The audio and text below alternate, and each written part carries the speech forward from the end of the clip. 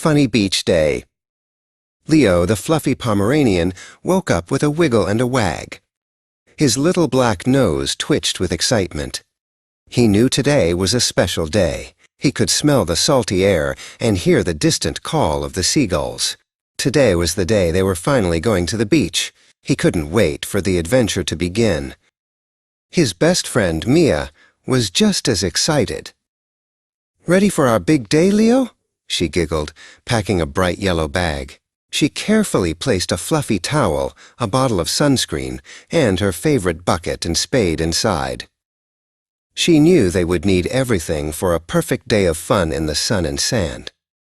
Zoom! The car ride felt like the start of a wonderful dream. Leo sat on Mia's lap, his head poking out of the window.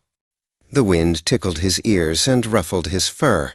He barked happily at everything they passed.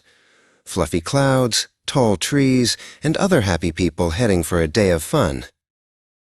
When they arrived, Leo's eyes grew as wide as seashells. The beach was bigger and more beautiful than he had ever imagined. The sand was a warm golden carpet, and the ocean stretched out like a giant, sparkling blue blanket. "Wow," he barked, his tail wagging so fast it looked like a fluffy fan. Mia immediately started working on the most magnificent sandcastle the beach had ever seen. She scooped and patted the damp sand, building tall towers with seashell windows and a wide moat to keep it safe. "It's our royal palace, Leo," she declared proudly, placing a feather on the highest tower like a flag. Leo decided he would be the royal guard of the sandcastle. He helped by digging all around it, sending little showers of sand flying into the air with his paws. He made sure the moat was extra deep and that no sneaky waves came too close. It was a very important job, and he did it with a happy bark. After their hard work, it was time to play. Mia took out Leo's favorite toy, a big, bouncy beach ball with red, yellow, and blue stripes. She tossed it high into the air, and Leo leaped and bounced, trying to bop it with his nose. The ball was so light and fun. But then, a mischievous gust of wind swooshed across the beach. It spun around them, lifting Mia's hat and tickling Leo's fur. The wind saw the colorful beach ball, thought it looked like a fun toy, and whisked it right out of the air before Leo could catch it. Whoosh went the wind. The beach ball bounced once, twice, and then landed with a soft splash right in the water. The gentle waves caught it and started to carry it away from the shore. "Oh no!" cried Mia. Leo watched his favorite toy bob up and down, getting smaller and smaller as it floated out to sea. Seeing Leo's sad, drooping ears, Mia knelt down and gave him a comforting hug. "Don't worry, Leo," she said softly. "An adventure isn't over until we say it is. We can still find it." She pointed down the long, sandy shoreline, her smile giving Leo a little bit of hope. With a new sense of determination, Leo set off on a quest. He trotted along the edge of the water, his little paws making a trail of prints in the wet sand. He kept his eyes peeled, sniffing the salty air and searching for any sign of his colorful, stripy friend. He was a brave explorer now. Suddenly, Leo stopped.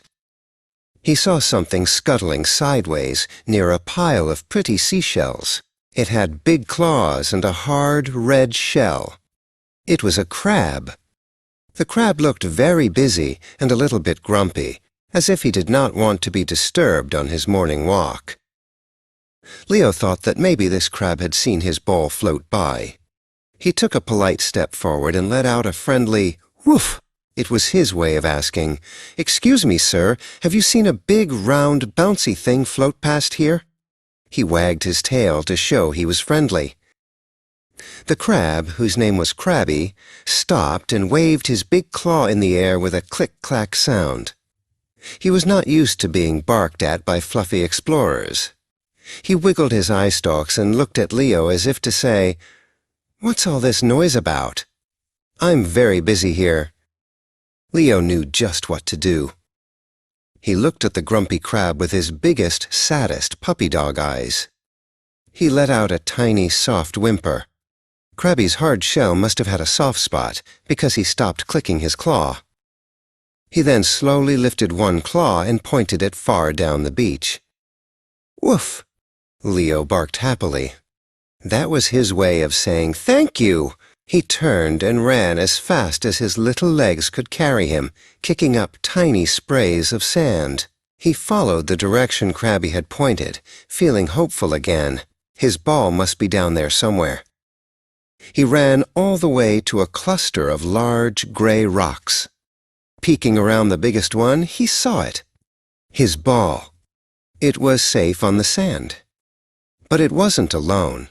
A large white seagull was standing right next to it, pecking at the colorful stripes with its long yellow beak.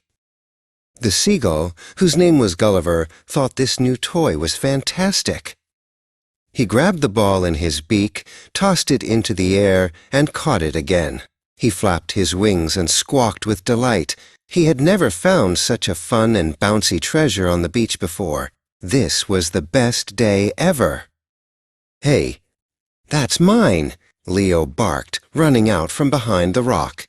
He stood on the sand and barked his loudest, most commanding bark. But Gulliver wasn't scared. He just tilted his head, perched on a rock with the ball, and squawked right back as if to say, "Finders keepers, Fluffy puppy!" Just then, Mia arrived, a little out of breath from running. She saw Leo arguing with the seagull and immediately understood the problem. She knelt down beside her furry friend and gave him a reassuring pat. "Don't worry, Leo," she whispered. "I think I have a plan."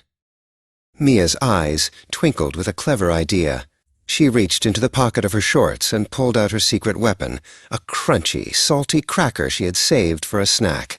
She knew that if there was one thing a seagull loved more than a bouncy ball, it was a tasty treat. Mia walked slowly towards the rocks. "Hello, Mr. Seagull," she said in a friendly voice. "Are you hungry?" She held the cracker up high so Gulliver could see it clearly. Gulliver stopped playing with the bowl. His eyes locked onto the cracker. It looked much more delicious than the plastic ball. It worked. Gulliver completely forgot about the ball. He dropped it onto the sand with a soft thump. Then he spread his wide wings and swooped down in a graceful arc. He gently plucked the cracker right from Mia's fingers and flew off to enjoy his prize. "My ball!" Leo yipped with joy. He didn't waste a second. He bounded forward and pounced on his rescued toy, putting both front paws on it to make sure it couldn't roll away again. He was so happy, his tail wagged so hard that his whole fluffy body wiggled with delight. With the ball safely back, Leo and Mia spent the rest of the afternoon playing by the shore. As the sun began to set, painting the sky in beautiful shades of orange and pink, they waved goodbye to the beach. They even waved to Krabby and to Gulliver, who was happily finishing his cracker. It was a funny, adventurous, and perfect beach day,